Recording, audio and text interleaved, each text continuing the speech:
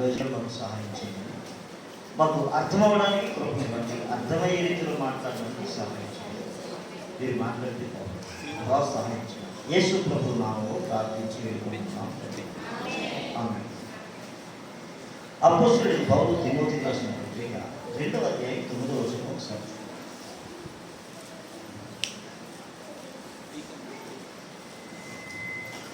2వ అధ్యాయం 9వ వచనం. స్త్రీలు అణుకువయు స్వస్థ బుద్ధియు కలవారయుండి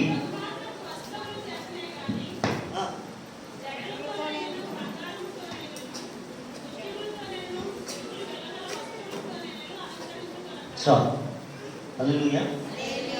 అటువలే స్త్రీలు ఏంటమ్మా అనుకువయు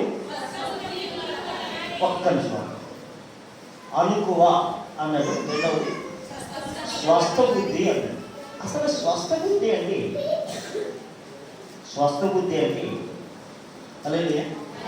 ఈ స్వస్థ బుద్ధి అనేది స్త్రీలైనా పురుషులైనా ప్రతి వారు కూడా స్వస్థ బుద్ధి కలిగి ఉండాలి. హల్లెలూయా. అసలు స్వస్థ బుద్ధి అంటే ఏంటి?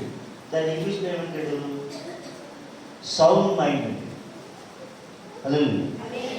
స్వస్థ బుద్ధి. దేవునికి స్తోత్రం. స్త్రీలైనా పురుషులైనా ఏ బుద్ధి కలిగి ఉండాలి?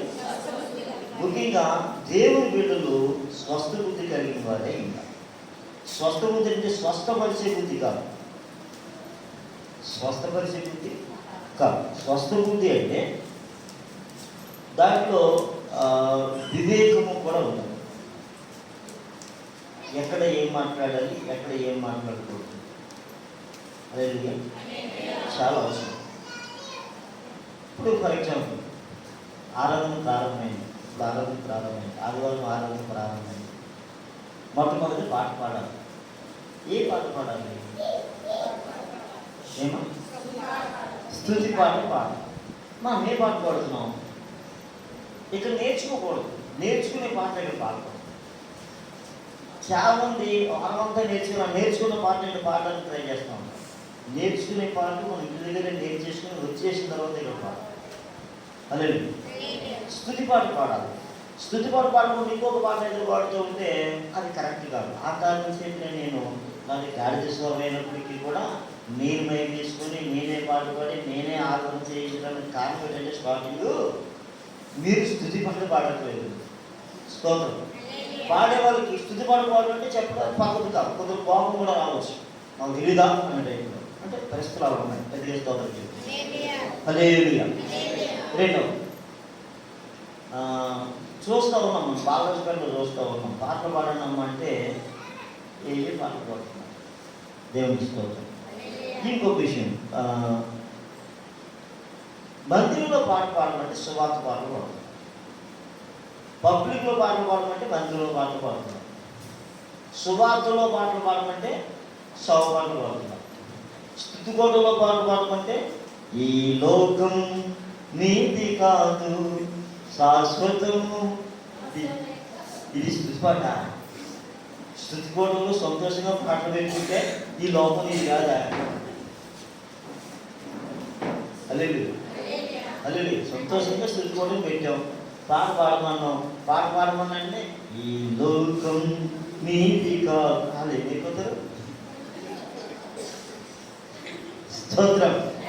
కనుక ఎక్కడ ఏ పాట పాడాలి అనేది పాడాలి. గుర్తప్పుడు సుమారు అంతా అయిపోయిందంటే ఇంట్లో పాట పాడాలని డ్యాన్స్ చేద్దామంటే పాటలు చదువుకోలేదు.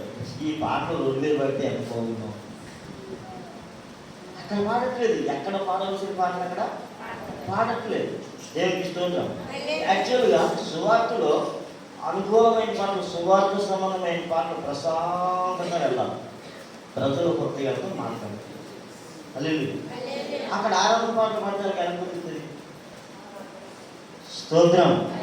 కనుక ఎక్కడ ఏ పాటలు పాడాలి అనేది మనకు వచ్చిన పాటలు పాడడం కాదు, కానీ ప్రార్థన చేయాలి. ప్రభువా ఏ పాట ఇక్కడ పాడమంటారు. దేవుని మందిరంలో కూడా ఏదో నాకు ఈ పాట వచ్చి వారం ప్రాక్టీస్ చేయండి పాడేస్తానని కాకుండా ప్రార్థన చేయండి. ప్రభువా పాటలు పాడడానికి సహాయం చేయండి. దేవుడు కృపణిస్తే రామ్మ పాట పాడాలంటే అప్పుడు పాట పాడచ్చు. కానీ ముందుగా ఏమవ్వాలి? ప్రిపేర్ అవ్వాలి. ప్రిపేర్ లేకుండా నువ్వు పాట పాడమంటే మనం సింగర్లో కాదు, సింగర్లో అయినా ఆ పాట దేవుడికి కాదు. దేవుడికి స్తోత్రం. హల్లెలూయా, హల్లెలూయా. అదేవిధంగా మాట్లాడే విధానం, స్వస్థ బుద్ధులు మొదలుపెట్టి మాట్లాడే విధానం, ఇది కూడా చాలా ఇంపార్టెంట్. ఈరోజు చాలా మందికి ఎక్కడ ఎలా మాట్లాడాలో తెలియదు. ఎక్కడ ఎలా మాట్లాడాలో మీకు ఇదివరకు నేను చాలాసార్లు చెప్పాను. ఫోన్ సంభాషణ, ఫోన్లో ఎలా మాట్లాడాలో తెలియదు. హల్లెలూయా, ఇది కూడా చాలా ఇంపార్టెంట్. ఫోన్లో ఎలా మాట్లాడాలి? హల్లెలూయా, హల్లెలూయా. భర్తతో ఏ సమయంలో ఎలా మాట్లాడాలి? మధ్యాహ్నం మాట్లాడాల్సిన మాటలు మధ్యాహ్నం మాట్లాడాలి. రాత్రికాలం బెడ్రూమ్లో మాట్లాడాల్సిన మాటలు బెడ్రూమ్లో. ఈ సంత తీసుకొచ్చి రాత్రి కూడా మాట్లాడదు. పగల సంత తీసుకొచ్చి రాత్రులు లాగిపెట్టి కొనియాలనిపిస్తుంది. హల్లెలూయా, హల్లెలూయా, హల్లెలూయా. కనుక మన మనసులో ఏదో ఉంచుకొని ఏదో పడదాం ఏదో మాట్లాడదాం అంటే కుదరదు. ప్రతిదీ కూడా ఎలా ఉండాలి? స్వస్థ బుద్ధి కలిగి. హల్లెలూయా.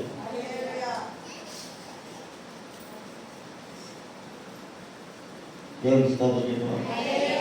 హల్లెలూయా. మనం మాట్లాడే విధానం కూడా చాలా నేర్చుకోవాల్సిన విషయం. మనం నేర్చుకోవాల్సిన కొన్నిసార్లు మనకు పాఠం వచ్చు, కానీ పదాలు తెలియదు. ఆ పదాలకు అర్థాలు తెలియదు. పదాలు తెలియదు, పదాలకు అర్థాలు కూడా. కానీ సంగీతాన్ని కనుక్కోవాలా పాడేస్తూ ఉంటాం. కానీ పాట అంతా అబద్ధాలు బూతుల్లో ఉంటాం. కొన్ని పాటలు బూతుల్లో ఉంటాయి. కొన్ని మాటలు పూర్వం ఒక పాట పాడేవారు ఇక్కడ చక్కగా. పూరేళ్లను అనే మాట పూరీలను తెప్పించి అని, పక్కన జనగల ఇడ్లీలు తప్పించి అని. పూరీలో పూరీలా పూరీలు, పూరీలు రాకి పూరీలు అని. ఈ పక్కన ఈ కామెంటరీ ఇడ్లీలు కూడా కావాలి. అదే అంటే ఏ పదము దేనికి వాడుతాం అన్నది చాలా జాగ్రత్తగా చూసుకోవాలి. హల్లెలూయా. ఇప్పుడు ఫర్ ఎగ్జాంపుల్ యాదికలు అనే మాట ఉంది. యాదికలు, కొందరు లాలిక్కాయలు అంటారు. అక్కడికి వెళ్తే అర్థం ఉంది. లాలిక్కాయలు ఎక్కడ వెళ్ళలేదు, ఈ కాకినాడలో తిరుగుతున్నాయి అన్నట్టుగా. హల్లెలూయా. అంటే కొన్ని పదాలు పూర్వపదాలు మనం తెలుసుకోవాలి, ఏది ఎలా పలకాలనే విషయాన్ని మనం. అలాగే పాటల్లో కూడా కొన్ని నేర్చుకోవాలి. మనకి ఏదో పాట వచ్చి పాడేస్తున్నాం కాదు, కానీ కొన్ని పాటలు అర్థాలు మనం విన్నప్పుడు ఆ పదం ఎలా పలకాలని మనకి తెలుస్తుంది. అందుకే దేవుడు ఏమన్నాడు?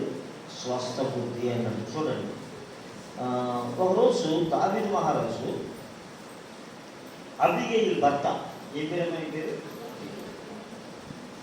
పేరు అబీగయీలు భర్త ఏ పేరు? నాబాలు. నాబాలు అంటే అర్థం ఏంటి? మోటువాడు.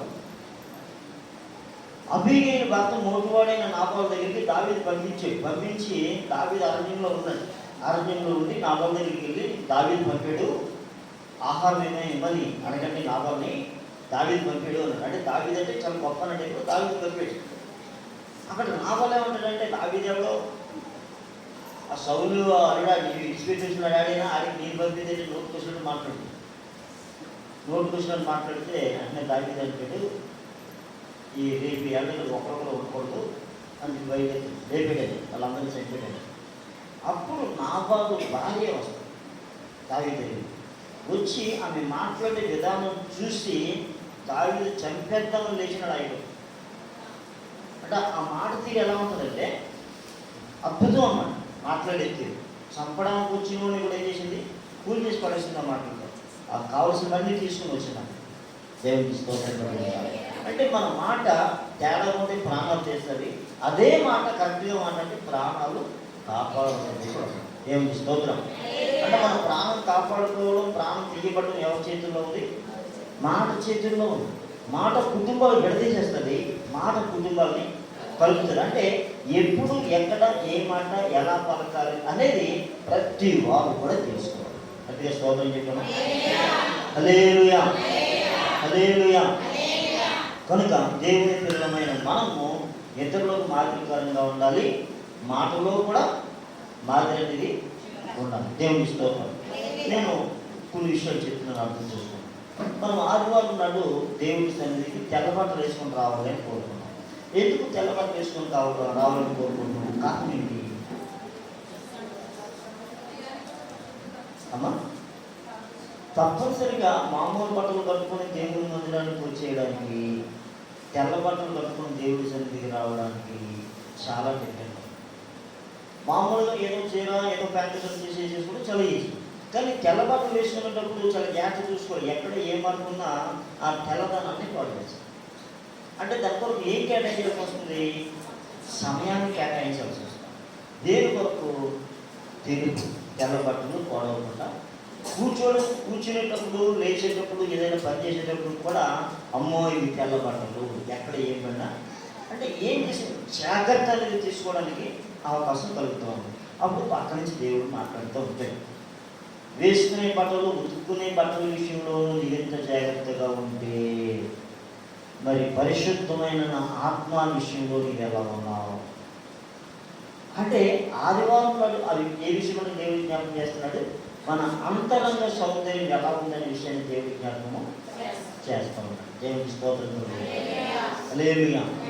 రెండవది, మనం అందరం తెల్లబట్టలు వేసుకోవడం అనేది పరిశుద్ధతకి సాదృశ్యం. మనం పరిశుద్ధులు అంటే మన పరిశుద్ధులు కాదు, కానీ పరిశుద్ధతకి సాదృశ్యం తెల్లబట్టలు.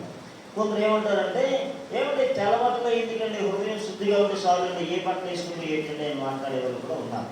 ఎవరి మాట వాళ్ళకే ఉన్నవండి, ఎవరి మాట వాళ్ళకే బాధ. అలాగే కొన్ని రూల్స్ మనం పాటించే కొన్ని పద్ధతులు ఇతరులు ఏం చేస్తాయంటే దేవుడి తట్టు తిరుగుతుంది. దేవుడి తట్టు మన క్రమశిక్షణ ఇతరులను దేవుడి తట్టు తిప్పుతుంది. దేవుడికి స్తోత్రం కలుగుతుంది. మనం వేసుకునే బట్టలు మన అంతరంగాన్ని మనకి జ్ఞాపకము చేస్తాయి. అలాగే కనుక తప్పనిసరిగా ఒకసారి మనం విన్నాము అంటే దాన్ని తప్పనిసరిగా మనం ఏం చేయాలి? పాటించాలి. నాకు తెల్ల బట్టలు లేవండి, మామూలు బట్టలు మానేసి తెల్ల బట్టలు కొనుక్కోండి. ఈ వారం లేవు, ఈ నెలలో లేవు, వచ్చే నెల ఎందుకుంటాం? ఎన్నెన్నో ఖర్చులు పెడతా ఉన్నాయి కదా, దాని కొరకు ఎందుకు కేటాయించుకోకూడదు? దేవునికి స్తోత్రం. అలాగే తెల్ల బట్టలు వేసుకున్నాం, తప్పనిసరి మనందరికీ స్కార్పులు ఉన్నాయి. ఏమి నెత్తిరి కట్టుకుని గుడ్లు లేదండి అనుకుంటా. ఎందుకు కట్టుకోవట్లేదు? ఎందుకు కట్టుకోవట్లేదు? అలాగే దేనికి కేటాయించబడింది దానికి వాడు. అలాగే ఈ పవిత్ర చెరువు పైన కప్పి వేసినట్లయితే అది కొంతసేపే ఉంటుంది. అదే నువ్వు స్కార్ఫ్ కట్టినట్లయితే ఈ పైపు చెరువుని బిగించుకోవచ్చు.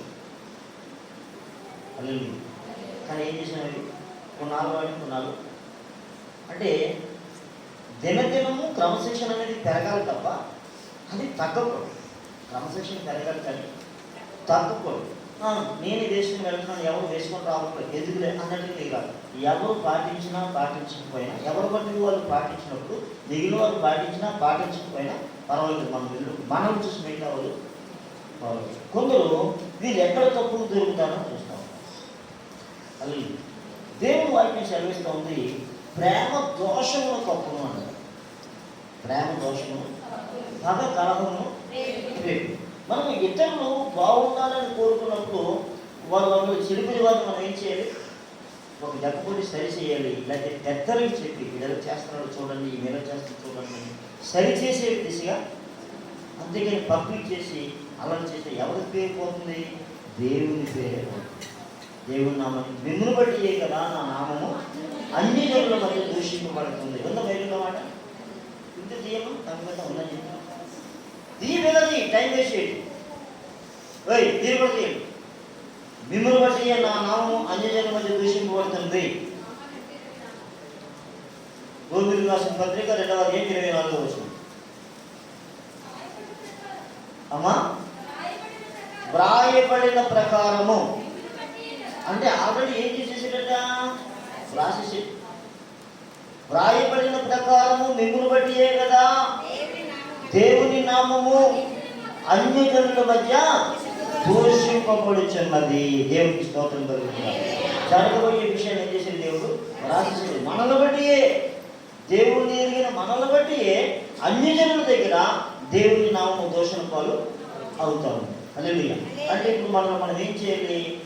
చాలా జాగ్రత్తగా చూసుకోవాలి. ఎందుకంటే ఉన్నది మనం కాదు, మనతో ఉన్నది మనం కాదు. అలా అవమానించుకోవడం మనం కాదు మాట్లాడేది. మనతో దేవుడు ఉన్నాడని లోకానికి తెలుసు. దేవుడు కలిగిన మనం ఎలా ఉన్నామనేది వెంటనే దేవుడికి అవమానం కలుగుతుంది. కాబట్టి మనం ఏం చేయాలి? జాగ్రత్తగా చూసుకోవాలి. దేవునికి స్తోత్రం. ఇప్పుడు కొందరు అంటారు, ఏమంటే పై బట్టలు మార్చుకుంటే లోపల మారక్కర్లేదా అంటారు. దానికి బైబిల్లో ఒక మాట చూపిస్తాను. నిర్గమాకాండము 33వ అధ్యాయము 3వ వచనం ఒకసారి చూద్దాం. నిర్గమాకాండం 33వ అధ్యాయం 3వ వచనం ఒకసారి. మీరు లోబడనొల్లని ప్రజలు కనుక, ఒకసారి దేవుడు మనందరితో చెప్తూ ఉన్నమాట, మీరు లోబడనొల్లని ప్రజలు కనుక మీతో కూడా హల్లెలూయా. అంటే ఇప్పుడు దేవుడు మనతో రావాలో వద్దా? హల్లెలూయా. ఎప్పటి నుంచి ఎప్పటి వరకు రావాలి అంటే, మన ఆత్మీయ జీవితం ప్రారంభమైన దగ్గర నుంచి మన ఆత్మీయ జీవితం ముగిసేవారంటే మనం చనిపోయే వరకు దేవుడు మనతో ఉండి మనల్ని నడిపించాలి. హల్లెలూయా. దేవుడు మనతో ఉండి మనల్ని, ఆయన ఎప్పుడు ఆగిపోతాడు, ఆయన రాకుండా ఎప్పుడు ఆగిపోతాడు. హల్లెలూయా. ఉదాహరణ, ఇశ్రాయేలు ప్రయాణం చేస్తూ ఉన్నారు. ప్రయాణం చేస్తున్నప్పుడు మోషే అక్క మిరియాము, ఈమె ఒక పొరపాటు మాట్లాడి, ఏం దేవుడు ఆయనతోనే ఉన్నాడా, మనతో లేడా అని మోషే ఎవరిని పెట్టి ఎవరిని పెళ్లి చేసుకున్నాడో ఆ స్త్రీని పెట్టి ఈవిడ వేలపరంగా మాట్లాడింది. ఎవరన్నా? సొంత అక్క. మోషే ఎవరు? సొంత, అదే రక్త సంబంధం అంట. కానీ ఇప్పుడు మోషే ఎవరు? దైవజన్. ఈవిడెవరు? విశ్వాసం. అక్కే, కానీ ఆవిడ విశ్వాసం మాత్రమే. దేవునికి స్తోత్రం. ఎవరు మాట్లాడుతూ ఉంది? దైవజన్ మాట్లాడుతూ ఉంది. ఆవిడ నచ్చేను ఇంట్లో మాట్లాడి కాదు, దైవజన్ దగ్గర మాట్లాడడం వీళ్ళు. దేవునికి స్తోత్రం. ఆ కారణం చేత మీకు వచ్చిన వ్యాధి ఏమిటి అంటే కుష్టు. ఏమొచ్చింది? కుష్టు. వెంటనే మోషే బోర్ వేస్తున్నాడు, అయ్యో ప్రభా. ఆవిడ మూలంగా కొన్ని దినాల ప్రయాణం ఆగిపోయింది. ఆవిడ మూలంగా ప్రయాణం ఆగిపోయింది. ఎందుకంటే ఆవిడ లేకపోతే వీళ్ళు ఎలా ప్రయాణం చేస్తారు? ఆవిడ కూడా ఉండాలి. సంఘంలో ఎవరు ప్రాబ్లం అందరూ ఉండాలి కనుక ఇది కుష్టు అయిపోయింది, పక్కన పాడేసిన ఉద్దేశం ఇశ్రాయేలుకి లేదు. మరలా ఆవిడ స్వస్థమా పొందాలి, చావాలా చావాలి. అప్పుడు మాత్రం ఆ విధంగా ప్రయాణం ఆగిపోవడానికి కారణం ఏంటంటే ఆవిడ నోటుకు వచ్చినట్లు మాట్లాడిన, దైవజన్యం మాట్లాడిన మాట. దేవునికి స్తోత్రం. అంటే దేవుడు వారితో ఉంటేనే వారు ప్రయాణం చేయగలరు, కానీ వారితో ఎలాంటి వారు ప్రయాణం చేయరు. దేవునికి స్తోత్రం. ఇప్పుడు వారు ప్రయాణం చేయడానికి సింబాలిక్ ఏంటంటే, అలా చూసినప్పుడు ప్రత్యక్ష గుడారం ఏముండేది? ప్రత్యక్ష గుడారం అంటే ఏంటి? పలుకరించదు. ప్రత్యక్ష గుడారం అంటే దేవుని మందిరం. ఏంటంట? దేవుని మందిరం. హల్లెలూయా. దేవుని మందిరం ఎక్కడ ఉండేది? ప్రజల మధ్యలో ఉండేది. అందరికీ గుడారాలు ఉన్నాయి. ఎవరి టెంట్ వారిది. చూడండి, ఈ బాబులు కదా టెంట్ వేసుకుంటూ ఉంటారు కదా, అలా ఇశ్రాయేలు అందరి దగ్గర ఏముండేవి? టెంట్లు ఉండేవి. ఇప్పుడు వాళ్ళు సామాన్లు వేయడానికి లారీలు వస్తూ ఉన్నాయి. అప్పుడు ఈ సామాన్లు వేయడానికి ఒంట్లు ఉండేవి. హల్లెలూయా. ఈ టెంట్ కొట్టుకొని ప్రయాణం చేస్తూ ఉండేవారు. దేవుడు ఎక్కడ ఆగమంటే అక్కడ ఆగేవారు. అంటే వీళ్ళు ముందు ఎవరు ఆగుతూ ఉన్నారు? దేవుని సన్నిధిని మోసుకొని వెళ్తూ ఉన్నారు. ఎక్కడైతే మహిమ అక్కడ దిగుతూ ఉందో ప్రజలు చూస్తూ ఉన్నారు ఆ మహిమను. వెంటనే అక్కడ ఆగిపోవడమే. అక్కడ వెంటనే గుడాలు వేస్తే దేవుడి మహిమ అక్కడ ఉండేది. ప్రజలు చుట్టూ లక్షలాది మంది ప్రజలు చుట్టూ గుడాలు వేసుకొని ఎవరి మధ్య వాళ్ళు ఉండేవారు. అక్కడ ఏం కనబడతా ఉన్నవారికి? ప్రత్యక్ష గుడాలు కనబడతా ఉంది. మరలా వారు చూసినప్పుడు మేఘం మరలా లేచి వెళ్తూ ఉంది. మరలా ఈ గుడాలు చూసుకుని వెళ్తూ ఉన్నారు. మేఘం ఎన్ని రోజులు అక్కడ ఆగిపోతే అన్ని రోజులు అక్కడ ఆగిపోవలసింది వాళ్ళు. హల్లెలూయా. అంటే దేవుని సన్నిధి ప్రత్యక్షంగా వారితో, హల్లెలూయా, ప్రత్యక్షంగా వారితో నిజంగా అద్భుతం అండి. దేవునికి స్తోత్రం కలుగుతుంది. హల్లెలూయా, హల్లెలూయా. బైబిల్లో కొన్ని మాటలు మనం చదువుకుంటూ వెళ్ళిపోతాం, కానీ అది అర్థం చేస్తాం. సర్వలోకాన్ని కలుగు చేసిన దేవుడు, ఈ భూమిని సృష్టించిన దేవుడు ఈ భూమి మీద నడుస్తూ ఉంటే భూమి ఏమైపోతుంది? వణికిపోతూ ఉంటుంది. దేవునికి స్తోత్రం కలుగుతుంది. అది స్థాయిపురంలో నడిచారు అనుకుంటాం, కానీ ఇవన్నీ ఏమవుతున్నాయి? వణికిపోతూ ఉన్నాయి. దేవునికి స్తోత్రం కలుగుతుంది. హల్లెలూయా, హల్లెలూయా. అలా దేవుడు వారితో నడుస్తూ ఉన్నాడు. ఇప్పుడు దేవుడు ఏమన్నాడంటే, మీరు లోబడిన ప్రజలు కనుక నేను మీతో కూడా రాను అన్నాడు.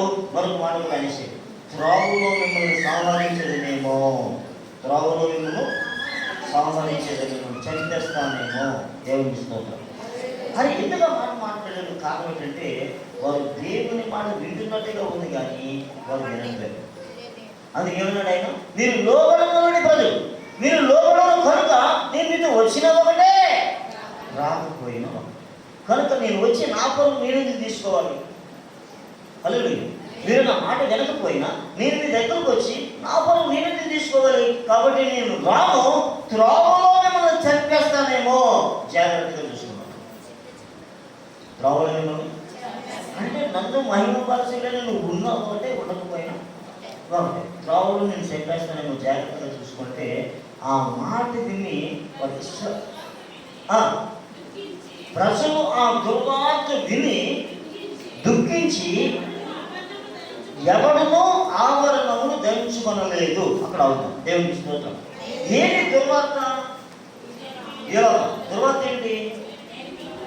దుర్వార్త ఏంటి? అనుకోనమాట ఆ శబ్దంలో మనం వెళ్ళిపోకూడదు. మన వాక్యం వినాలి. ఏంటి దుర్వార్త? పాల్గొనలేదు.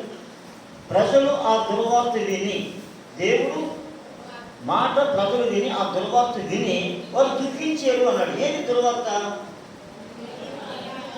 ఇక్కడే ఉన్నాడు, అక్కడికి వెళ్తుంది.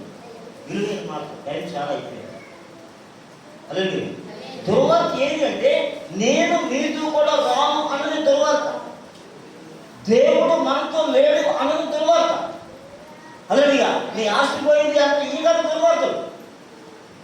హల్లెలూయా. యోబు 10 మంది సంతానం ఒకే రోజు చనిపోయారు. యోబు కోట్లాది రూపాయల ఆస్తి ఒకే రోజు పోయింది. ఎన్నో రోజులు కదా, ఒక్క రోజులోనే పోయింది. హల్లెలూయా. కానీ మహానుభావుడైన యోబు అంటాడు, యెహోవా ఇచ్చాను, యెహోవా తీసుకుని పోయాను, ఆయన నామానికి మహిమ కలుగును కాక అన్నాడు. ఆయన ఇచ్చాడు, ఆయన తీసుకుని. మనమేం తేడా వచ్చినప్పుడు మనమేమి, పోయినప్పుడు పట్టుకునేది, కానీ మనం ఆరాటపడతాం. ఇది నాది, అది నాది. హల్లెలూయా. ఎవరికి బాగోలేదంటే యోబుకు బాగోలేదు. ఎందుకు బాగోలేదంటే ఏమున్నా ఏం లేకపోయినా ఆయన నాకు తోడై ఉన్నాడు. చూడండి, ఆయన చెప్పే మాట ఎట్లా ఉంది చూడండి. నేను నడిచి మార్గం ఆయనకు తెలియను, ఆయన నన్ను శోధించిన తరువాత నేను సువర్ణమలే కనబడతాను. హల్లెలూయా. నేను నడిచి మార్గం ఆయనకి తెలుసు. ఏంటి, ఎలా తెలుసు అడిగితే, నేను ఆయన నా స్వాభిప్రాయం కంటే, నా సొంత అభిప్రాయం కంటే ఆయన నోటి మాటలు నేనేం చేశాను? ఘనపరిచాను. ఆయన నోటి మాట విడిచి నేను ఇటు అటు తొలగక నడిచాను అన్నాడు. అంటే యోబు జీవితంలో ప్రతిదీ కూడా ఎవరి చిత్త ప్రకారంగా చేస్తూ ఉన్నాడంటే దేవుని చిత్తమే. దేవుని చిత్తంలో యోబు ఉన్నాడు కనుక ఎన్ని కోట్ల రూపాయలు ఆస్తిపోయినా, 10 మంది సంతానం నేర్పోయినా ఆయన మాత్రం ఇటువంటి తొలగలేదు, కంగారు పడలేదు. దేవునికి స్తోత్రం. ఆ ఉద్దేశం ఏంటి? ఎవరున్నా ఎవరు లేకపోయినా నీవు నాకుంటే చాలు. దేవునికి స్తోత్రం. హల్లెలూయా. ఎవరు తోడై ఉండాలి? ఈ దేవ అందరికీ ఉంది. ఇస్సాకు అంటాడు, నేను వెళ్ళి, అబ్రహాం అంటాడు, నేను వెళ్ళి నేను మరలా వస్తాను. నేను వెళ్ళి ఎక్కడికి వెళ్తున్నావు అబ్రహామా? నేను నా ఏకైక కుమారుని, ఒక్కగానొక్క కుమారుని బలి ఇవ్వడానికి వెళ్తున్నాను. కానీ మేము వెళ్ళి మరలా వచ్చినాము. ఎందుకు వెళ్తా ఉన్నాడు? బలి ఇవ్వడానికి వెళ్తా ఉన్నాడు. మరలా ఎవరు వస్తారు? ఆయనే వస్తాడు. కానీ వస్తామని చెప్తున్నాడు. ఆయన ఏమైంది? నాకు దేవుడు ఒక్కగానొక్క కొడుకుని ఇచ్చాడు. ఒకవేళ నా కొడుకు కాలిపి బూడిదైపోతాడు, ఇప్పుడు దహనం ఇవ్వడానికి వెళ్తా ఉన్నాడు. బలి ఇవ్వడానికి దహన బలి కాల్చేది ఉన్నాడు, బూడిది చేసేది. దేవుడు నాకు వాగ్దానం చేశాడు కనుక నా సంతానం ఆకాశ నక్షత్రాల వల్ల ఉంటుందని చెప్పాడు కనుక నా కొడుకు నేను బలి చేసినా కానీ తిరిగి నా కుమారుని నాకు ఆయన తిరిగి బూడిదలో నుంచి ఇస్తాడు. ఆయన విశ్వాసం సామాన్యమైంది కాదు. యోగ విశ్వాసం సామాన్యమైంది కాదు. హల్లెలూయా. హల్లెలూయా. మరి ఏమయ్యింది? ఎవరు నాతో ఉన్నారు? దేవుడు నాతో ఉన్నాడు, దేవుడు మాతో ఉన్నాడు. ఇప్పుడు ప్రజలు ఏడడానికి కారణం ఏంటి?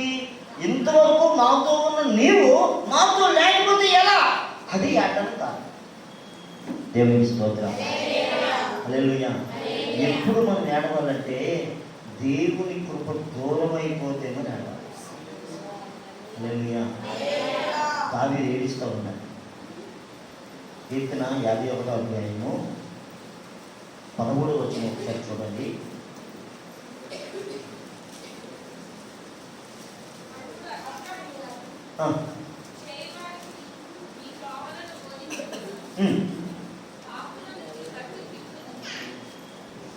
డౌట్ పడకుండా చదవాలి. నీ సన్నిధిలో నుంచి నన్ను త్రోసివేయొద్దు, నీ పరిశుద్ధాత్మను నా ఎద్దు నుంచి. చూడండి భయం అంటే ఏమైంది? రక్షణ ఆనందం కోల్పోయి, రక్షణ ఆనందాన్ని, రక్షింపబడిన వారికి ఒక ఆనందం ఉంటుంది, ఈ ఆనందాన్ని దావిది ఏం చేశాడు?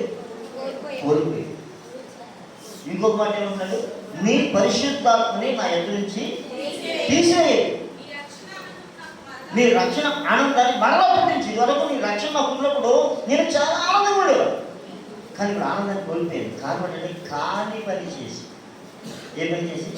కాని పని ఒకటి నేను చేశాను. నా శరీరం మాట నేను విన్నాను, నా శరీరం మాటని నేనేం చేశాను? కాని పని చేశాను. ఆ కారణం చేత ఆనందాన్ని కోల్పోయాను. దేవునికి స్తోత్రం. కొన్నిసార్లు నా జీవితంలో, మన జీవితంలో కూడా దేవునికి వ్యతిరేకమైన పనులు చేయడం ద్వారా ఏం కోల్పోతాం? రక్షణ ఆనందాన్ని, సంతోషాన్ని కోల్పోతాం. దేవుని కృపకి దూరం అయిపోతాం.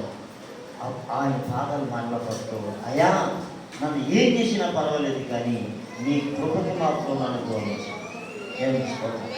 దావీదుకి తెలుసండి దేవుడితో ఉండడం అంటే. దావీదుకి తెలుసు దేవుడు తనతో ఉంటే ఎట్లా ఉంటుందో, దేవుడితో ఆయన ఉంటే ఎలా ఉంటుందో దావీదుకి తెలుసు. అందుకు దావీదు అన్నాడు, అయ్యా నీ పరిశుద్ధాత్మను నా ఎద్దు నుంచి. భయం ఆత్మలాంటి ఏమైపోతాము? ఆత్మకి దూరం అయిపోతే ఏమైపోతాము? దేవుడి సన్నిధికి దూరం అయితే ఏమైపోతాము? ఎప్పుడైతే దేవుడి సన్నిధికి దూరం అయ్యామో ఆటోమేటిక్గా మనకు నిలబడే స్వరం దైవ స్వరం కాదు, దైవ స్వరం నిలబడుతూ ఉంటుంది. అది మనం మేలు కోరే స్వరంలో ఉంటుంది, కానీ మనం సర్వనాశనం చేయవచ్చు.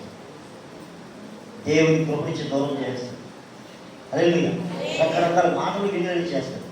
దేవునికి స్తోత్రం కలిగి. హల్లెలూయా.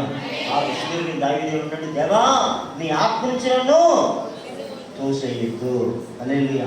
అంటే దావీదుకి ఏం తెలుసు? దేవునితో ఉండడం అంటే ఏంటో. యోబు గారికి ఏం తెలుసు? దేవునితో ఉండడం ఏంటో. దేవుడు దూరం అయిపోయిన పరిస్థితి ఏంటో తెలుసు. ఒకరోజు దావీదు మహోదయుడు అంటాడు, అయ్యా నీ కొరకు నేను అక్కడికి వెళ్ళాను, నీ కొరకు నేను ఎక్కడికి వెళ్ళాను, నువ్వు ఎక్కడున్నావా? నేను ఎక్కడైనా ఎక్కడి అని నీవు నీ ముఖం నాకు దాచుకున్నప్పుడు అంటాడు. ఏంటంటే నీ ముఖాన్ని నాకు దాచుకున్నాను, నేను కలత చెందాను. అంటే ఏం చూడట్లేదు అంటే దేవుడు ముఖాన్ని చూడలేకపోతున్నాడు. దేవుడు దాచుకున్నాడు, దావీదు ముఖం చూపించుకుంటాడు. అది ఏంట్రా అంటే ఎక్కడో ఏదో జరిగింది. వెంటనే దావీదుకి భయం వచ్చేసింది, కలత వచ్చేసింది. అమ్మో నీ సన్నిధికి కలత చెందించిన అంటే కలత అనేది సామాన్యంగా ఉండదు, అనుభవించిన వారికి తెలుస్తుంది. దేవుని స్తోత్రం.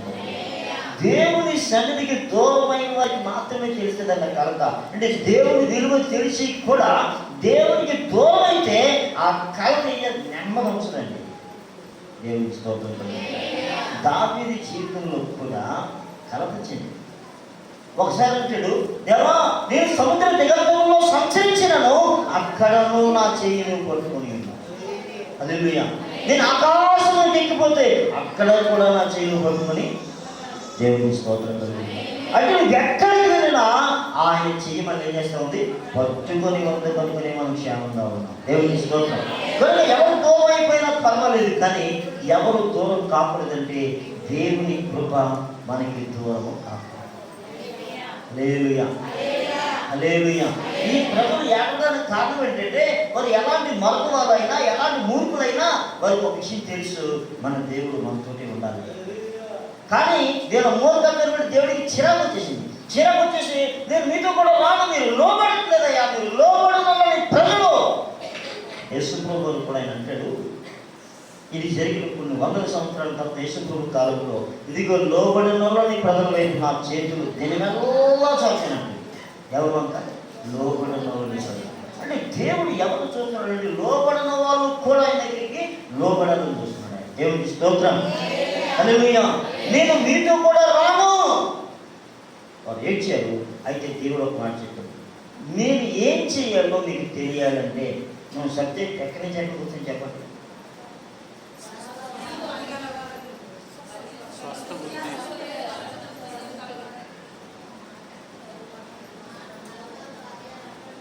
ఏమో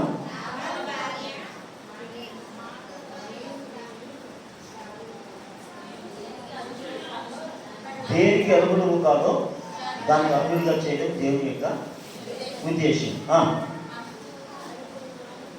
దేవుడు ఎప్పుడు మనకి దూరము కాకూడదు. మనకు క్రమశిక్షణ పెట్టేది.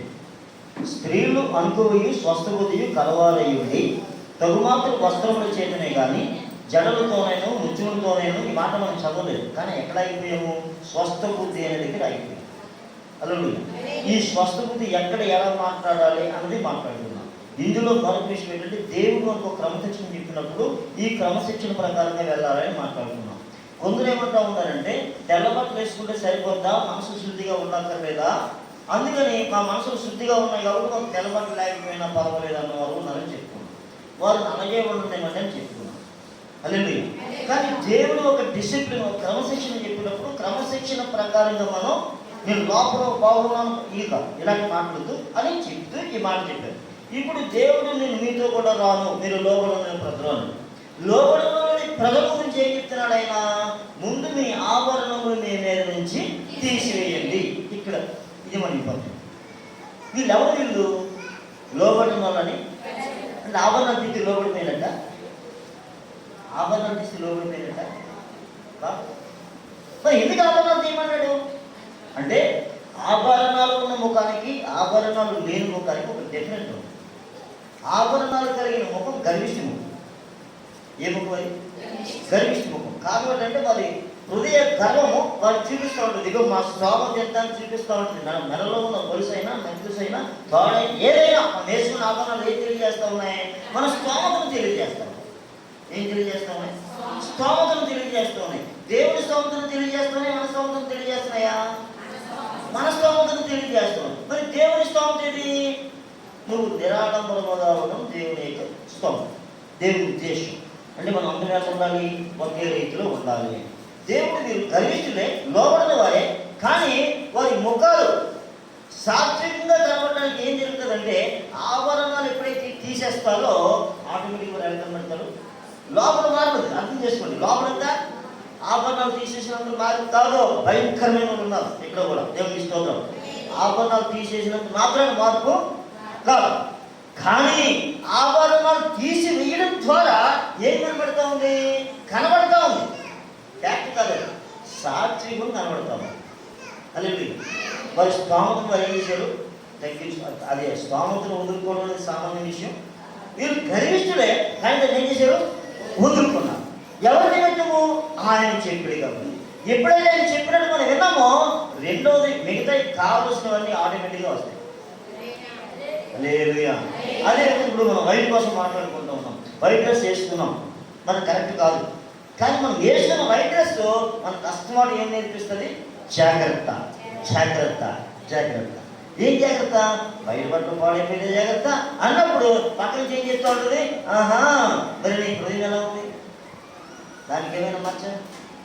నీకు వైట్ డ్రెస్ క్లీన్ చేసుకోవడానికి రకరకాల సబ్బులు వచ్చినాయి. మరి లోపల క్లీన్ చేయడానికి ఆయన రక్తమే ఉంది. ఏముంది?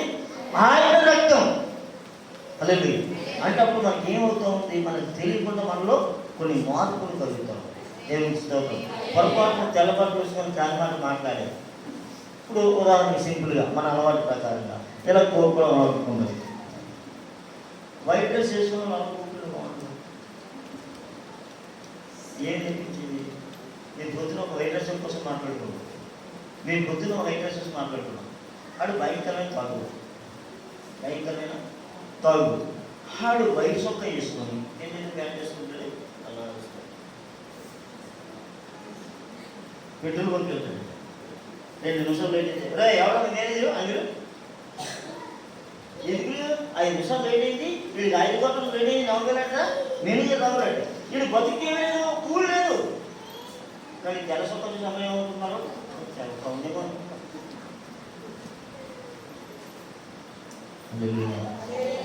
హల్లెలూయా. బట్ట ఏం చేసింది? మనిషిని కనపరిచేసింది. దేవునికి స్తోత్రం. హల్లెలూయా. 2 పీకిన తర్వాత కూడా లేదు. సేమ్ మన బట్టలు మన దగ్గరే ఉంటాయి, కానీ కదలాల్సిన తగినప్పుడు నిజమే కదా. నా బట్టలతో పాటు నేను కూడా ఎలా ఉండాలి? తెల్లగా ఉండాలని ఆలోచన మనకి వస్తుంది. ఏమిచ్చుకోవాలి? హల్లెలూయా. వారు హృదయాలు పూర్తిగా మారిపోయిన దేవుడు ఏం చెప్పాడు? ముందు మీ యావన్నాలు నివేదించి తీసేయండి, అప్పుడు నేను మిమ్మల్ని ఏం చేయాలో తర్వాత ఆలోచిస్తాను. అలాగే మీరు రావాలా మానేయాలా దేని తర్వాత చేస్తాను, మీరు తీసేసిన తర్వాత ఆలోచిస్తాం. దేవుడికి స్తోత్రం. అంటే రావాలంటే ముందు ఏం చేయాలి? ఉన్నాయి దిగేయాలి. అంటే వాళ్ళు ఏమవ్వాలి? మన హృదయ గర్వము తగ్గాలి. దేవుడికి స్తోత్రం. మనం తగ్గించుకోవాల్సినవి ఎప్పుడు తగ్గుతూ ఉంటాయంటే ఆయన మనతో ఉన్నప్పుడు తగ్గాల్సినవన్నీ తగ్గుతూ ఉంటాయి. స్తోత్రం. ఆయనతో మనతో లేకపోతే పెరగాల్సినవన్నీ పెరుగుతూ ఉంటాయి. కోపం, అతిశయం, గర్వం, నిర్లక్ష్యం, సోమర్థం ఇవన్నీ పెరుగుతూ ఉంటాయి. ఆయన మనతో ఉంటే ఎప్పటికప్పుడు ఏమవుతూ ఉంటాం? క్లీన్ అయిపోతూ ఉంటాం. దేవుడికి స్తోత్రం. అంటే మనతో ఎవరు ఉండాలి? ఆయన మనతో ఉండాలి. ఆయన మనతో ఉంటే ఏం జరుగుతుంది? మనకు దేనికి అర్హులము కామో దానికి అర్హులుగా చేస్తాం. ఆయన మనతో ఉంటే ఏం జరుగుతుంది? మనకు దేనికి అర్హులము కాదో దానికి అర్హులుగా. చూడండి ఎగ్జాంపుల్, దావీదు తమ్ముళ్ళు అన్నయ్యలు దావీదుని అంటున్నారు, ఏరా ఆ చిన్నవాడిని విడిచిపెట్టి ఇక్కడికి ఎందుకు వచ్చావు? పో గొర్రెలు కాసుకురా పో. వాళ్ళ నాన్న అంటాడు, మీ అన్నయ్యలు అక్కడ అన్నారు, అలా క్యారేజ్ పెట్టుకెళ్ళినా నాన్న అన్నాడు. క్యారేజ్ పెట్టుకెళ్తే ఆయన ఎడబలం చేస్తారు. అంటే దావీదు జీవితం వారి దృష్టిలో ఏంటంటే ఆఫ్టర్ గొర్రెలు కాపరి, ఆఫ్టర్ గొర్రెలు కాపరి. వీళ్ళు యుద్ధ వీరులు, కత్తిపట్టుకోవడం తెలిసిన వాళ్ళు, యుద్ధాభ్యాసం కలిగిన వాళ్ళు, సైనికులు. ఆయన సైనికులు కాదు, యుద్ధాభ్యాసం కూడా, కత్తిపట్టుకోవడం కూడా. కానీ ఆయనతో ఎవరు ఉన్నారంటే దేవుడు ఆయనతో ఉంటాడు. హల్లెలూయా. ఆయనతో దేవుడు ఉన్నప్పుడు ఆయన మాట్లాడే మాట ఎలా తెలుసా? యెహోవా నా కాపరి, నాకు వెనుకడు, గాఢాంధకారపు లోయలో నేను సంచరించినను ఏ అపాయమునకును భయపడను, నీ దుడ్డు కర్ర నీ దండము నన్ను ఆదరిస్తుంది. దేవుని స్తోత్రం. హల్లెలూయా. ఎవరో దుడ్డు కర్ర? దేవుడే. ఎవరో దండము? దేవుడే. ఎక్కడ ఉన్నా భయపడ్డాడు దావీదు? గాఢాంధక చీకటి లోయలో నేను కూడా నేను భయపడి, ఎందుకంటే నీ వాక్యము నా పాదములకు దీపమును నా త్రోవకునే. దేవునికి స్తోత్రం. హల్లెలూయా. అంటే మనం ఎప్పుడైతే ప్రభువును హత్తుకొని ఉంటామో, ఆనుకొని ఉంటామో, ఆయన మనం ఏం చేస్తాడు? నడిపిస్తాడు. ఆయనకి చీకటి చీకటి కాదు, మనకు అది గాఢాంధకారమే, కానీ ఆయనకి చీకటి, ఆయనకి చీకటి వెలుగుగా ఉంటుంది. దేవునికి స్తోత్రం. అంటే ఎలాంటి పరిస్థితుల్లో మనం ఉన్నప్పటికీ కూడా ఆయన చాలా క్లియర్గా చూడగలం. ఆయన చూస్తూ ఉన్నాడు కాబట్టి మనం భయపడే పని లేదు. దేవునికి స్తోత్రం. ఈ ప్రేమ ఎప్పుడు మనకు వస్తుందంటే ఆయన మనతో ఉన్నాడు. హల్లెలూయా. ఆయన మనతో ఉండాలంటే మనం ఏం చేయాలి? ఆయన ఏం చెప్పాడో. దావీదు దేవుని స్తుతిస్తూ ఉన్నాడు. దేవునికి అతి ప్రీతికరమైన స్తుతి. దావీదు దేవుని స్తుతిస్తూ ఉన్నాడు. దావీదుని తీసుకుని వెళ్ళి దేవుడు అంటాడు, రాజు సమూయేలు ప్రవక్తను తీసుకుని వచ్చి దావీదుని, దేవుడు నేను ఏర్పాటు చేసుకుని ఇశ్రాయేలుకు రాజుగా ఉండమంటున్నాడు. మామూలుగా ఉన్నవాడికి ఏమవుతుంది? ఆటలకు వచ్చేది అంతే కదా. గొల్లుగాసులో రాజుకి రాజనీతి శాస్త్రం మీద తెలుసా? ఆయనకి రాజనీతి శాస్త్రం ఉంటుంది కదా, అది ఎలా జరిగించలేదు? హల్లెలూయా. ఒక చదువు ఉండాలి కదా, చదువు సైన్యం తెలివితేటలు ఉండాలి కదా. ఈ గొల్లుగాసులో తెలివితేటలకి. హల్లెలూయా. అయితే ఇతనికి ఒక వీరత్వం ఉంది. ఏంటి వీరత్వం అంటే, మీరు ఎలా చంపుతావా శత్రువుని అని అడిగాడు సౌలు. దావీదు చాలా సింపుల్గా చెప్పాడు, నేను నాకు అప్పగించబడిన మందను కాస్తూ ఉంటాయిగా సింహము ఎలుగుబట్టి వచ్చింది, సింహాన్ని ఎలుగుబట్టిని చీల్చేశాడు. సింహాన్ని ఎలుగుబట్టిని ఈయన లెక్క అంటున్నాడు. ఎలా చీల్చావు నువ్వు అంటే నిజానికి ఆయన అంత బలం లేదు. సింహాన్ని ఎలుగుబట్టిని చీల్చే బలం ఆయనకి బాధ్యత. నేను ఈ మంద మళ్ళీ ఎవరికి అప్పగించాలి? మా నాన్నకి అప్పగించాలి.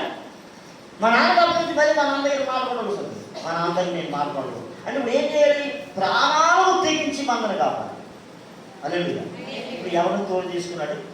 దేవుని తోడు తీసుకున్నాడు. దేవునికి స్తోత్రం. దేవుడితో ఆయన, ఆయనతో దేవుడు. కాబట్టి ఏం చేయగలిగాడు? సింహాన్ని ఇరుగుపట్టి. దేవునికి స్తోత్రం.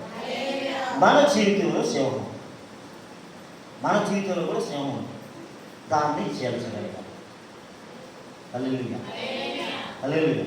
మన జీవితంలో సింహం ఉంది, మన జీవితంలో సింహం ఉంది. హల్లెలూయా. సడన్గా ఒకవేళ ఎవరికైనా ఎవరి అకౌంట్లోనైనా ఒక 50 లక్షలు పడితే సరే ఆలోచించు. నీకు అర్థమైంది ఇస్తారు, ఇద్దరికి అర్థమైంది. ఆ పాస్తేరా కొడి పాస్తేరా మైపోతుంది మా అమ్మలు వాదించారు ఆయనే ఏంట్రా కాదు ఏం జరిగిందంటే సొమ్ము పెరిగింది. ఎవరు కాపాడుకోవాలి. 4 రూపాయలుగా పొందితే ఆ విషయాలు మీకు జ్ఞాపకం ఉండవు. అసలు మా లెవెలే లేదన్న టైప్లో ఇలా పొద్దున్న దానికోసం కూడా మాట్లాడుకుంటున్నాం కదా. దేవుని స్తోత్రం. హల్లెలూయా. డబ్బులు స్థితిని మార్చేసి సింహం దాన్ని చేయించాం. హల్లెలూయా. పాట పాడుతాం. కోట్ల కోట్లగా ధనము నన్ను అది నీకు సాటి రాగలదా. కోట్ల కోట్లగా ధనము నన్ను అది నీకు పాట బాగానే పాడు. మరి ఒక రోజు 20 రూపాయలు కూలి తల్లి పని మానేశాం, దేవుడి తల్లి మానేశాం. దేనికోసం? 1000 రూపాయల కూలి కోసం. కోట్లు ధనం వస్తేనే అది నీకు లెక్క, నువ్వు నాకు ఉండే చాలు అంటున్నావు. కోట్లు ఉంటే ఆస్తులు 1000 రూపాయలు పడిపోయాం, 1000 రూపాయలు పడిపోయాం, 2000 పడిపోయాం, 5000 పడిపోయాం, పెళ్లికి పడిపోయాం, పేరెంటానికి పడిపోయాం, ఎవరో ఫ్రెండ్ బర్త్డేకి పడిపోయాం. అదే దేవుడి సందేహం కూడా లాభసాయంగా ఉన్నాయి. ఒక్క రోజు వచ్చి 1000 రూపాయల వరకే దేవుడి సన్నిధి మానేస్తే 1 రూపాయల వరకు వద్దో 10 లక్షలు పడితే మనం ఉంటామా? హల్లెలూయా. సింహం ఎవరంటే అడవికి రాజు, అడవికి ఎలుగు దేవుడు. దాన్ని ఏం చేస్తామండి? ధనము ఇదం జగత్ అంటారు లోపం, అన్నిటికీ ధనమే కాదు. హల్లెలూయా. హల్లెలూయా. ఒకసారి మా ఇంటికి ఒక ఆయన వచ్చింది, ఫైనాన్స్ కన్నయ్య గారు టీచర్ అయితే అక్కడ డబ్బులు పెట్టాను. డబ్బులు పెట్టి ఫ్యాన్ వేసి డబ్బులు నోట్లు ఎగిరి 500 నోట్లు. అయ్యో అంటాడు. అయ్యో అని అలా పట్టుకొని కాలు తీసిందంటే ఆయన తీసుకెళ్ళి కళ్ళు కలుసుకున్నాడు. నేను అది మా కాళ్ళు దగ్గరే ఉంటుంది. అది కాళ్ళ దగ్గర ఉండాలి, నెత్తి మీద కాదు. నెత్తి మీద ఏసై ఉండాలి, కాళ్ళ దగ్గర జ్ఞానం ఉండాలి. హల్లెలూయా. నీకు ఎన్ని కోట్లున్నా ఒక రోజు ఆయన పిలుస్తాడు, రాని వదిలేసిపోవాలి. అప్పుడు మనసు అక్కడ ఉండిపోదు. దరి సింహాన్ని చేయించాడు. దేవుని స్తోత్రం. దావీదు దేని చేసేసాడు? సింహాన్ని చేయించేశాడు. అందుకే దావీదు ఎంత దేవతగా ఉన్నాడంటే, దేవా నీ సన్నిధిలో నేను ఒక వరం అడిగానయ్యా, దాన్ని వెతుకుతున్నాను అన్నాడు. ఏం కావాలి దావీదా? ఏమిటా వరం అంటే, నా బ్రతుకు కాలమంతా నీ సన్నిధిలో ఉండదు. ఎక్కడ ఉంటానంటే ఏముండదు ఆయన సన్నిధిలో? ప్రార్థన చేసిన స్తోత్రం చెప్పుకోవడమే కదా. హల్లెలూయా. హల్లెలూయా. అక్కడే ఉంది బంధము, అనుబంధం. దేవునికి స్తోత్రం కలుగుతుంది. హల్లెలూయా. అంటే మహారాజు అయినప్పటికీ కూడా ఏ స్థితిలో ఉన్నాడైనా బట్టలు ఇప్పేసి డ్యాన్స్ చేస్తూ ఉన్నాడు దేవుడి సన్నిధిలో. ఆ 10 మంది ఆ భార్య అంటూ ఉంది, ఎవరవిడ? ఏం పేరు? అబీగైల, మిఖాల్, మైఖేల్ అంతా ఉంది. హీనమైన పరిగెత్తులు చూస్తూ ఉండగా డ్యాన్స్ చేస్తూ ఉంది. సిగ్గులేదా బట్టలు ఇప్పుకొని? ఇంటికి అదేవరు? అదే అసలు పనులు కూతురు ఒక విధంగా లెక్కేస్తుంది. దేవునికి స్తోత్రం. హల్లెలూయా. ఆవిడ ఎవరో ఎక్కడి నుంచి చూస్తున్నా ఆవిడకి తెలియదు, అది బాబుకి తెలియదు. కానీ మహారాజుని ఏమంటుంది? సిగ్గులేదని అంటూ ఉంది. నాకు తెలిసే నేను గొర్రెలు కాసుకున్నప్పుడు దేవుడి సన్నిధిలో నాట్యమాడి వాళ్ళని ఆ దేవుడు నన్ను ఈ లెవెల్కి తీసుకుని వచ్చాడు. ఇవన్నీ ఆయనే ఇచ్చాడు. ఆయన లేకపోతే నేను తొందర రాలేదు. కాబట్టి ఆయన సన్నిధిలో నేను డ్యాన్స్ చేస్తాను. దేవుని స్తోత్రం. హల్లెలూయా. దావీదు దేని జయించిన వాడు? సింహాన్ని జయించిన వాడు. దేవుని స్తోత్రం కలుగుతుంది. ప్రతి మనిషి జీవితంలో కూడా సింహం ఏలుబడి చేస్తూ ఉంటుంది. రెండోది ఎలుగుబట్టి ఏలుబడి చేస్తుంది. ఎలుగుబట్టి ఏంటి? హల్లెలూయా. ఇచ్చ ఏంటంటే ఇచ్చ అంటే కోరిక. ఈ శరీరం తుచ్చమైంది. ఈ శరీరము తుచ్చమైంది. ఇది ఎన్ని తుచ్చమైన బుద్ధులు కలుగు చేస్తుందంటే, ఒకసారి ఒక స్త్రీ నా దగ్గరికి వచ్చింది. నా దగ్గరికి కాదు, వాళ్ళ సహోదరుల దగ్గరికి వచ్చింది. ఆమె చెప్తా ఉంది, నా భర్త వాడు ఇష్టం వచ్చినట్టు తిరుగుతూ ఉన్నాడు, ఎంతకాలం సహించాలి, అందుకే ఈరోజు నేను చెడిపోవడానికి వచ్చాను. ఆవిడ ప్రవచన ఆటోలోనే మారిపోయిందట. ఆవిడ చెడిపోవడానికి డెక్కలని అయిపోయింది. ఆవిడ బుద్ధి చెప్పలేను ఇంతే కదరా నేను తిరిగి బుద్ధి చెప్పాలని చెప్పి చెడిపోవడానికి రెడీ అయిపోయింది. నాకు ఎందుకు ఆయనతో పరిశుభ్రం చెప్పి అక్కడికి వెళ్ళు అన్నాడు. అక్కడికి వెళ్ళడానికి వచ్చాను. వచ్చిన తర్వాత అలా చూసిన పరిస్థితి వాటికి ఎప్పుడు ప్రారంభించాను. అప్పుడు ఆవిడ స్వయంగా చెప్పిన మాట ఏంటంటే, నేను చెడిపోవడానికి నిర్ణయించుకొని వచ్చాను ఇక్కడికి. నేను ఆల్రెడీ దారిలోనే చెడిపోవడానికి నిర్ణయించుకొని వచ్చాను, కానీ దేవుడు మీ ద్వారా నాతో మాట్లాడాడు, నేను సరి చేసుకుంటానని చెప్పి వెంటనే నేను ఆ పాస్టర్ గారు ఫోన్ నెంబర్ తీసుకుని ఆయన ఫోన్ చేసి అయ్యా పరిస్థితి ఇది, ఒకసారి జాగ్రత్త చేసుకున్నాను. వెంటనే ఆయన మాట స్పందించి బాధ్యత తీసుకున్నాడు. అద్భుతం ఏం జరిగిందంటే, 1 సంవత్సరం తిరగకుండా 10 లక్షల రూపాయలు అప్పున్న భర్త దేవుడి సన్నిధిలో మార్చబడి పాస్టర్ గారితో పాటు సువార్త నెలలు ప్రారంభించారు. ఆయనకున్న అక్రమ సంబంధం నుంచి దూరమే దేవుడి హల్లెలూయా. ఎవరి చేతులకి బాధ్యత? ఎల్లారు చెడిపోవడం పనికి పడింది, కానీ బాగుపడి తన భర్తను మార్చుకోండి. హల్లెలూయా. చాలా మంది దేశంలో ఉంటుంది, నేను కూడా చేస్తే ఆయన బుద్ధి వస్తుంది, ఆయన బుద్ధిలో మీ జీవితం నాశనం, మన జీవితం నాశనం. హల్లెలూయా. మన జీవితాలు బాగు చేసి దేవుడు మనకు ఉన్నాడు, ఆయన పాదాలు పట్టుకుంటే మన జీవితంలో అద్భుతం. దేవునికి స్తోత్రం చెప్పండి. హల్లెలూయా, హల్లెలూయా. మందు ఈరోజు ప్రతి మనిషిని కూడా నాశనం చేసేది మందు. రెండవది మనీ. హల్లెలూయా. చాలా మంది పాస్టర్ గారు యేసు గొర్రె పిల్లను నేను వదిలితే పడినా, భలే ఉంటుంది కదా పాట భలే ఉంటుంది కదా. ఈ పాట గురువు తొలగించేసింది ఆ దినాల్లో. ఒకరోజు ఆయన కాలకి ఒక దగ్గర నన్ను అడుగుతున్నాడు, రాసారా అడ్రస్ తెలుసా? చూశాను ఆయన, నన్ను తెలుసా అన్నాడు. బాగా తెలుసాను. ఎలాగన్నాడు? తెలిసినాకన్నాడు. అడ్రస్ చెప్పన్నాడు. ఆడు చచ్చిపోయాడు అయ్యా, నువ్వు ఆడి కాదు, నువ్వు ఇంకొకటి ఆడు చచ్చిపోయాడు అన్నాడు. ఆయన చెప్పి బంధువు తెలుపుతున్నాడు. కానీ ఇప్పుడు మందు తగ్గించి ఇల్లు సొంతాలు పోసేసుకొని దేనికి పడిపోయాడు? వాళ్ళ సహోదరుడి దగ్గర అమెరికా ఎక్కడో వెళ్ళాడట, అక్కడ మరలా అలవాటు చేసుకున్నాడు. ఆయన జీవితాన్ని పాటలు పాడుతున్నాడు, కానీ జీవితం అంతా దేనికి పడిపోయాడు? మందుకు పడిపోయాడు. చాలా మంది పాస్టర్లు ధనానికి పడిపోతూ ఉన్నారు, అమ్మాయికి పడిపోతూ ఉన్నారు. దేవుని స్తోత్రం కలుగుతున్నారు. వెలుగుబట్టు సేవ ప్రతి వారిని, స్త్రీలైనా పురుషులైనా ప్రతి వారిని కూడా ఈ 2 ఏలుబడి చేస్తున్నాయి, తెలియకుండా పడిపోతూ ఉన్నారు. హల్లెలూయా, హల్లెలూయా. మన జీవితంలో ఎలుగుబట్టుని సింహాన్ని జయించినప్పుడు మాత్రమే మనం నిలబడగలం. అలా జయించాలి అంటే ఆయన మనతో ఉండాలి. ఆయన మనతో ఉండాలంటే మనం లోబడే ప్రజలుగా ఉండాలి. కొంతమంది భార్యలు నటిస్తూ ఉంటారు, భర్త దగ్గర నటింపు ఉపయోగం. నటింపు కొంతకాలమే, అది బయటపడిన రోజున ఈవిడ యాక్టర్ తెలుసుకోవాలి. నాకు తెలిసిన ఒక మంచి ఎలా ఉండేది, చాలా మంచిగా. ఆ పిల్లలు దేవుడి సన్నిధిలో పాటలు పాడుతూ ఉండేవారు, డాన్స్ చేస్తూ ఉండేవారు. ఆ పిల్లల కోసం ఆవిడ గొప్పగా చెప్పి ఆవిడ స్తోత్రం అంటూ ఉండేది. ఒకరోజు వచ్చింది, ఆ భర్త ఎంతగా నమ్మాడంటే ఆ భార్యని చాలా గుడ్డిగా నమ్మాడు. కారణం ఏంటంటే 2 ఆఫ్లైన్ చదువుకోండి, ఇంటర్మీడియట్లో చదువుకొని 10th చదువుకున్నాడు. నమ్మిన కారణం చేత తెచ్చిన రూపాయలన్నీ ఆవిడకి ఇచ్చింది. రూపాయలు రావడం, చేతులు తీసుకోవడం, ఇంటి దగ్గర సమ్మరాడు తమ్ముడాడు అక్కడ కట్టడం. ఆడికి తెలిసిన బట్టికి 8 లక్షలు పోయింది. తెలిసిన బట్టి, తెలియకుండా ఎంత పోయింది. అక్రమ సంబంధం కాదు, ఒళ్ళు కొవ్వెక్కిపోయి చేతిలో డబ్బులు ఉన్నాయి, ఒళ్ళు కొవ్వెక్కిపోయి తిరిగి భర్త మీద కేసు. అదే నేను నేర్చుకున్నానంటే సిగరెట్ నేను చేయడం లేదు, అంతేనా? లేదు. ఏం తెలిపి కొవ్వు.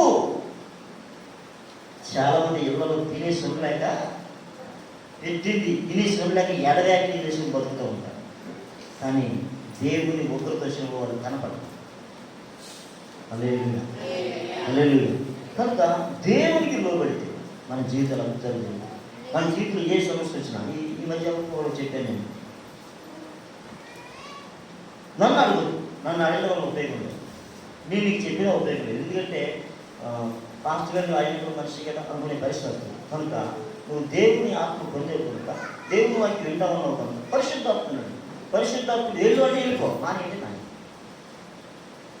ఏది మీరు పరిశుద్ధాత్మ చెప్పిందే అలా నేను అక్కడికి రాలేకపోతున్నానండి. పరిశుద్ధాత్ముడు నేను రమ్మని చెప్పి పరిశుద్ధాత్ముడు వెళ్ళు పాస్టర్ గారు రా మా దేవుడు కూడా నిలవదంటాడా మంచి చేయగలడా అంటూ దేవుడు చెప్పింది అంటే ఆ దేవుని మాట మీద దొంగ రాసా ఎవరికి లోపడను దేవుడు అదే చెప్తున్నాను. మీరు లోపడిన ప్రజలు కనుక నేను మీతో కూడా ఆయన మనసు రావాలి, రాకపోతే అలాగంటే అందుకే ఏడవమా. దేవుడు మనతో ఉంటే మనం దేనికి అర్హులు కాదో దానికి అర్హులుగా. దావీదు రాజుగా ఉండడానికి అర్హులు కాదు, దావీదుని మహారాజుని చేసే వ్యక్తి. పేరు చేప పట్టుకునేవాడు, పరలోక పట్టణ పునాదుల మీద ఆయన పేరు కూడా ఉంది. ఆయన అర్హుడు కాదు, అర్హుడిగా చేసేది ఆయన చేస్తే కాదేమో. దేవుని స్తోత్రం. హల్లెలూయా. మనం చదువులు పెట్టుకోవడం తెలివితేటలు పెట్టుకోవడం ఏమి సాధించాం. దేవుని స్తోత్రం. కొంతమంది పిల్లలు నా దగ్గరికి వచ్చి అయ్యా మా కోసం ప్రార్థన చేయండి ఐటెం కోసం అంటే నేను మొట్టమొదటి చెప్తాను, రే బలుపు కనిపెట్టాడు చదువు చాలా తక్కువ, బలుపు కనిపెట్టాడు, విమానం కనిపెట్టాడు 10th క్లాస్ ఫెయిల్ అయిపోయాడు రా ఆడు విమానం కనిపెట్టాడు. ఏం ఫెయిల్ అయిపోయి విమానం కనిపెట్టాడు? 10th క్లాస్ ఫెయిల్ అయిపోయాడు. అలా విమానం కనిపెట్టాడు, చదువుకి దానికి సంబంధం ఉందా? లేదు. బలుపు కనిపెట్టాడు, చదువుకి దానికి సంబంధం ఉందా? లేదు. స్తోత్రం. బ్యాక్టీరియా కనుగొన్నాడు, వాడి చదువుకి వాడికి సంబంధం ఉందా? లేదు. మరి ఎలాగా? వాడు అర్హుడి కాదు, ఆయన అర్హుడిగా చేశాడు. మీరు చదువుని అర్హుడిగా చేయట్లేదు అంటే ఈ కొందరు పిల్లల మైండ్ ఎట్లా ఉంటుందంటే ఈ సబ్జెక్ట్ పోయిందంటే నేను వేస్ట్ ఎదురు దూకేస్తున్న టైప్లో ఉండదు. అదే ఐన్స్టీన్కి 5వ తరగతిలో లెక్కలు అర్థం కాదని బయటికి పోమన్నారట. నీకు లెక్కలు అర్థం కాదని మొత్తం బయటికి పోమన్నారట. ప్రపంచానికి లెక్కలు ఆయన నేర్పించి ప్రపంచం ఆయన మీద ఆధారపడుతుంది లెక్కలు. దేవునికి స్తోత్రం. మనం చదువు కాదండి, ఆయన జ్ఞానం. మనం దేని అర్హులము కాదో, ఈ లోకం ఏ విషయంలో మనం ధృవీకరిస్తారో ఆ విషయంలో గొప్ప చేసేవాడు. మనం ఆయనతో ఉన్నాం, ఆయన మనతో ఉన్నాం. దేవునికి స్తోత్రం చెప్పు. హల్లెలూయా, హల్లెలూయా. ఎందుకు నేను సాక్ష్యం విన్నాను.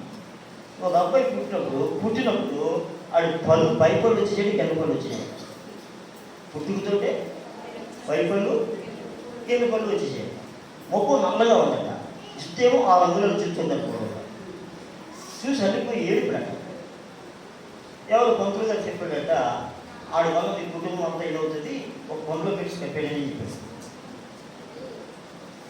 అంత అమెరికాలో చేసుకోవడం మంచిది, కుటుంబానికి పెళ్ళని చెప్పాడు. సరే అని చెప్పి తీసుకుని వెళ్ళి ఫోన్లో పెడిస్తాడు నా తల్లికి తెలియకుండా. ఈ తల్లికి 5 రోజుల తర్వాత తల్లి ప్రార్థన చేస్తూ ఉంటే ఏదో జరుగుతున్నట్టు కనిపిస్తే ఈ ప్రార్థన నడిపితే వెళ్ళిపోయిందట. ఎక్కడికి వెళ్ళిపోయినా వెళ్ళిపోయింది. ఆ కొండను తీసుకుని వచ్చేసి బిడ్డ చేసుకోలేదు. ఈ ఇంట్లో వాళ్ళు మళ్ళీ దరిద్రంగా తీసుకొచ్చింది అనుకున్నారట. ఇప్పుడు సాక్ష్యం చెప్తున్నాడు, ఆడే చెప్తున్నాడు సాక్ష్యం. ఎవరు? కప్పెట్టబడిన ఆడు, ఆ పళ్ళు పైకి కిందకి వచ్చి పుట్టుకతోనే పళ్ళు వచ్చేసిన ఆడు ఇప్పుడు సాక్ష్యం చెప్తున్నాడు. వాడు బతికే ఉన్నాడు. ఇది ఎలా సాధ్యం? వాడు అర్హుడు కాదు, వాడు అర్హుడిగా దేవుడు చేశాడు. దేవుడికి స్తోత్రం. మనం దేనికి అర్హుడు కాదు. వాడు ఇంటికి సమాజం నుంచి బయటకు వచ్చాడు, బాగానే ఉంది, కానీ అమ్మ మాట వెళ్ళలేదట. కొన్ని రోజులు అయిన తర్వాత 4 నెలల తర్వాత ఆరోగ్యం బాగుందని త్వరలు బాగా ఎదిగాడ, రూపాయలు మారిపోయి, కానీ తల్లిదండ్రుల మాట ఎప్పుడు వెళ్ళలేదు. వాళ్ళ అమ్మ కాళ్ళ దగ్గర ప్రార్థన చేసి నెత్తిన చేసి ప్రార్థన చేస్తుంటే నన్ను తినేయగానే ఉంటాడు. 7వ తరగతి చదువుతున్నప్పుడు తాపిపనికి వెళ్ళి ఉన్నాడు, ఖాళీ ఉంటే ఆ తెచ్చుకోవడం అయ్యి కొనుక్కున్నాడు. నన్ను తిరిగిగా దేవుడు దేవుడికి ఏం పెట్టాడు అని పెట్టాడు అలా అమ్మ. అలాగే ఇంటర్వ్యూలో కూడా పూర్తి చేసాడట. దేవుడు అంటే అవుతున్నాడని. ఆ ఫ్రెండ్స్ అందరూ కూడా ఒకరు బైబిల్ కాలేజీకి వెళ్తుంటే నా కొడుకు కూడా అవుతాడని చెప్పిందట. ఆడెవడో ఒక కావాలంటే ట్రైన్ ఎక్కాడట. ఈ ఇంటి దగ్గర ఉన్నాడట. అమ్మ ముందు వెళ్తావా అని నేను ఏమన్నా అన్నాడట. కాల్ పట్టుకుని వచ్చాడు. ఏం చేసిందట. ఆ బాధలకు 1 వారం రోజులు వచ్చేద్దాం వెళ్ళాడు కాలేజీ. 1 వారం రోజులు వచ్చేద్దాం. అక్కడికి వెళ్ళిన తర్వాత ఆరాధనలో దేవుడు మాట్లాడడం ప్రారంభించాడు. దేవుని స్తోత్రం. కాలేజీ చదువు పూర్తయ్యే వరకు బయట రాదు. దేవుని స్తోత్రం. మీరు సేవ చేస్తారు. అది ఎలా సాధ్యం? మనకు అసాధ్యం, ఆయన సాధ్యం. మనం దేవునికి అనుగుణము కాదో, ఈ లోకం ఏ విషయంలో తృణీకరిస్తుందో ఆ విషయంలో దేవుడు మన పైకి జస్ట్ ఆయన ఉదయం చేశాను అలాగే మన మాటలో. మరి చదువు 2:9 స్త్రీలు అనుకోని స్వస్థబుద్ధి కలవారయుడి తగుమాత్రకు వస్త్రములు చేతనే కానీ జడలతోనైనను బంగారంతోనైనను ముత్యములతోనైనను మిగులు గడగల వస్త్రములతోనైనను అలంకరించుకొనక దైవభక్తి కలిగిన వారిని చెప్పుకుని స్త్రీలకు తగినట్టుగా సత్క్రియల చేత తమను తాము అలంకరించుకోగలను. దేనితో అలంకరించుకోవాలట? ఏంటి మన క్రియలు? సత్క్రియలు, మంచి క్రియల చేత మనం అలంకరించుకోవడం. వెండి బంగారంతో కాదు, జడలతో కాదు, ముత్యాలతో కాదు. దేవుని స్తోత్రం. స్త్రీలు అనుకోయు స్వస్థ బుద్ధి కలవారయ్యండి. స్వస్థ బుద్ధి, దేవుని స్తోత్రం. ఈ స్వస్థ బుద్ధి నుంచి ఎన్ని వస్తూ ఉన్నాయి. ఎప్పుడు స్వస్థ బుద్ధి వస్తుంది? అనుకున్న స్త్రీకి స్వస్థ బుద్ధి వస్తుంది. ఈ స్వస్థ బుద్ధి ఎప్పుడైతే వచ్చిందో తన జీవితంలో అద్భుతాలు జరుగుతాయి. లేదు, అద్భుతాలు జరుగుతాయి. భర్త త్రాగుతుందా? మారిపోతాయి. పిల్లలు మాట వింటుందా? మారిపోతారు. ఎందుకంటే నీ ప్రవర్తన నీ పిల్లల జీవితాన్ని, నీ భర్త జీవితాన్ని మారుస్తుంది. నీకు ఏమి లేదో దాంట్లో హై చేస్తాడు. దీనులను దళితులను పెంట కుప్పల మీద ఉండేవారిని లేకుండా మనం ఆయన మాట వినకుండా ఆయన చేయడం ఎలా చేస్తాం? మనం ఆయన మాటను ఆయన చెప్పింది చేయం, కానీ దేవుళ్ళకి చేయాలి. నీ ఎలా కుదురుతుంది? ముందు నువ్వు లోబడి దేవుడిని జీవితం అర్థం చేస్తాను. దేవుడి మాట తీర్చున్నాను. ప్రార్థన చేస్తున్నాం. బాగుంది.